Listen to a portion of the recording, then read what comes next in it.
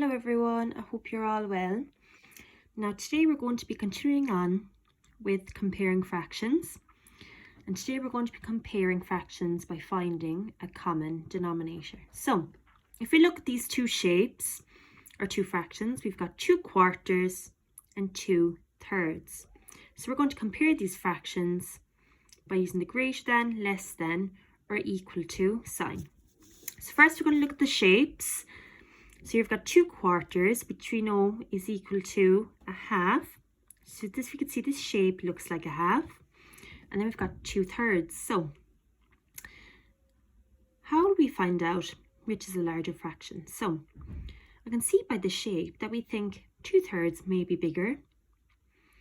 And also, if we know this is a half, 2/4, what is half of 3? So now half of 3 is 1.5. Okay, because 3 is an odd denominator. So 1.5. So is 1.5 less or more than 2? So it's less than 2. That tells me 2/3 must be more than a half or 2/4.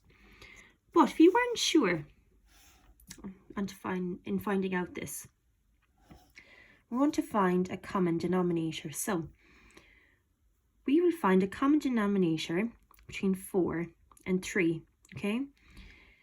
As 4 and 3, they don't really have any relationship between each other, and it's hard to find out easily which one may be the larger fraction. So we're going to find a common denominator by finding the lowest common multiple between the two of these.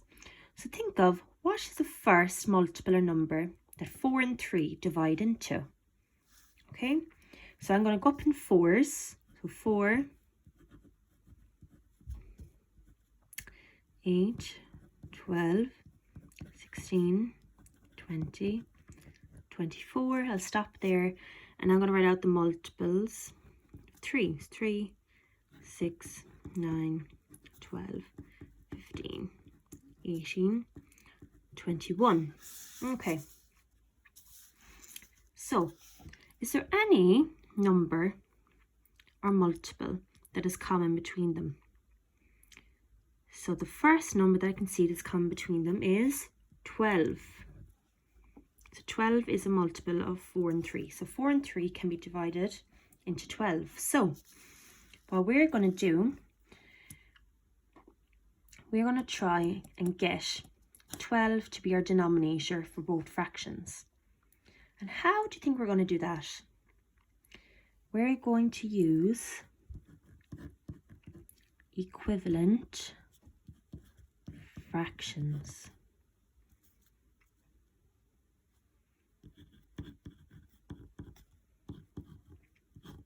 So I want to get a denominator of 12 for both of them. So we're going to find the equivalent fraction of 2/4 and 12s, and the equivalent fraction of 2/3 and 12s as well. And then we're going to be able to compare very easily. So remember, when we're changing to equivalent fraction and we're multiplying, remember, whatever we do to the top, we do to the bottom as well. Okay, so what do I multiply by 4 to give me 12? So I know the 4 multiplied by 3 gives me 12. Whatever I do to the top, whatever I do to the bottom, I do to the top. So I'm also going to multiply by 3. So 2 multiplied by 3 gives me 6. So 2/4 as an equivalent fraction, 6/12. Now I'm going to do 2/3. So what do I multiply by 3 to give me 12? So I multiply 4 by 3, because 3 times 4 gives me 12. Whatever I do to the bottom, I do to the top. So 2 multiplied by 4 gives me 8. 8/12. So I'm going to write that down here. Okay. So by looking at both of these, so we have the same denominator, so it makes it a lot easier to tell which is the larger fraction. So 6/12, 8/12. 8/12 is the larger fraction, and that's equivalent to 2/3. So if we come back to here, 2/3 is the larger fraction, So that tells me that 2/4 is less than 2/3. So remember, the crocodile eats the larger number. So 2/4 is less than 2/3. Okay, let's try another one. Okay, here we've got 3/5 and 1/4. So again, you can look at the shapes, and we can tell quite easily from this one which is the larger fraction. So we've got 3/5 and 1/4. So I can see clearly that 3/5 definitely is the larger fraction, okay? Because a lot more space or parts have been shaded in. But if I wasn't sure again, if I wanted to double check, I can find a common denominator here, okay? Because I've got 5, my denominator, and 4. So again, we can find the lowest common multiple between the two.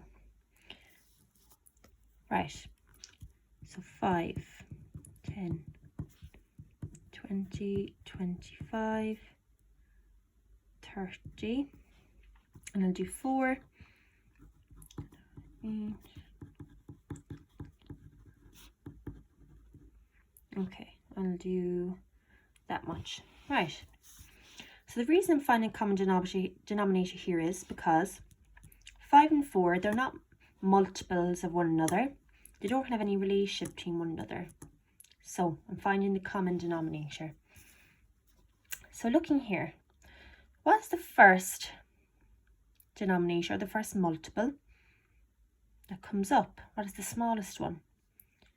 So I can see that 20 is common between the two of them. Okay, it's the lowest common multiple, the LCM. So I'm going to do, again, I want 20 to be my denominator for both fractions. So what am I going to do? I'm going to find the equivalent fraction. So I want to find each of these fractions in 20ths. Okay, so again, how do I get from 5 to 20? So I know that I have to multiply by 4. Whatever due to the bottom and due to the top. 3 multiplied by 4 gives me 12 20ths. So 3/5 is equal to 12 20ths. And then 1/4. So how do I get from 4 to 20? I'm going to have to multiply by 5. So 4 multiplied by 5 is 20. Whatever due to the bottom and due to the top, so I'm going to multiply by 5 at the top as well. 1 multiplied by 5 is 5. So 1/4 in 20ths is 5 20ths. So again, 12 20ths, 5 20ths, which is the larger fraction?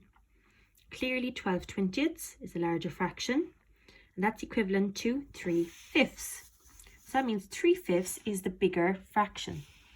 So the sign I'm going to use is the greater than sign. 3/5 is greater than 1/4.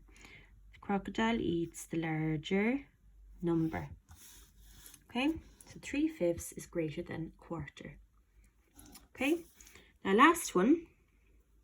So you've got 1/2 and 6/9. Okay, so clearly we've got 1/2. This is easy to see, and 6/9 here. So I think we know by looking at the shapes again which is the larger fraction. And I think that 6/9 is larger than 1/2 because it looks like it's a bit more than 1/2. Okay, it's a bit more than 1/2. If it was 1/2, it'd be around here with 1/2, but it's a bit more, so it's definitely bigger than 1/2. But again, if you weren't sure and you know shapes in front of you, how could you do it? So again, do 2 and 9, do they have any relationship to each other? Can one be divided by the other? Is one a multiple of the other? No, they aren't. They have no relationship. So we're going to find the common denominator, the LCM. So again, I'm going to write out the multiples of both numbers, and we'll see which is the first, or the smallest number, or the smallest multiple that can be found.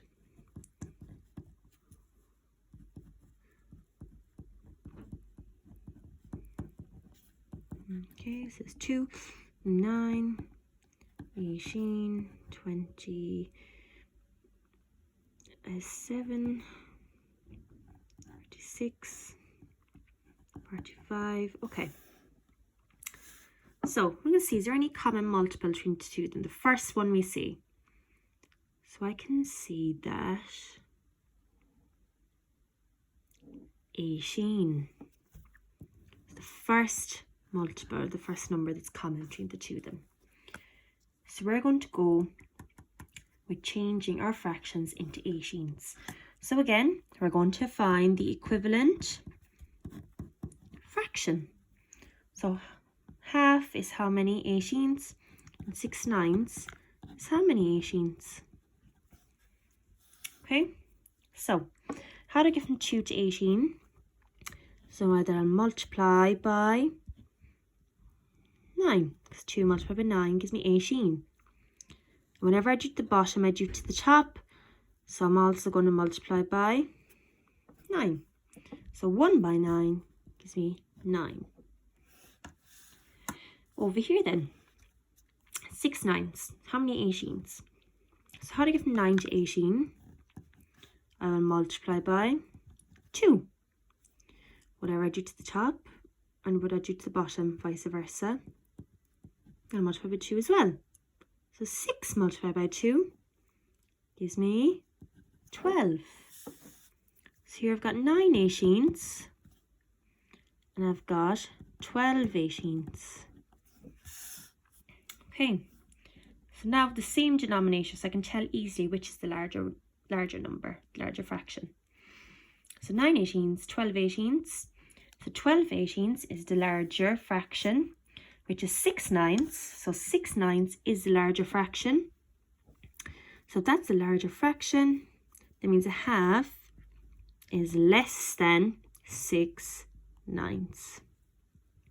So the crocodile eats the larger number. A half is less than 6 9s. Okay. So guys, when you're comparing fractions today, you can draw out the shapes so you can see quite clearly which may be the larger fraction, or find the common denominator between the two fractions, between the two denominators. Okay, so here with 2 and 9 as the denominators, 18 was the common multiple between the two of them.